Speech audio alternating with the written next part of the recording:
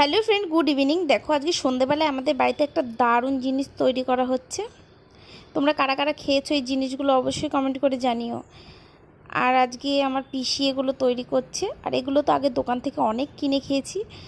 আর এগুলোর নাম হচ্ছে রোজ কেক বা ফুল বিস্কুট, এগুলোর নামেই আমি জানি। আর তোমরা কী কী নামে জানো অবশ্যই আমাকে কমেন্ট করে জানিও। আর এখন আমি একটু চেষ্টা করছি বানানোর, জানি না হবে কি না। আর এই জিনিসটা জানো তো সবসময় তেলের মধ্যে ডুবিয়েই রাখতে হবে। আস্তে করে ব্যাটারে দিয়ে দিলাম, এবার তেলের মধ্যে ছাড়বো। তো শিখে নিচ্ছি বাড়িতে, আমিও একদিন ট্রাই করব।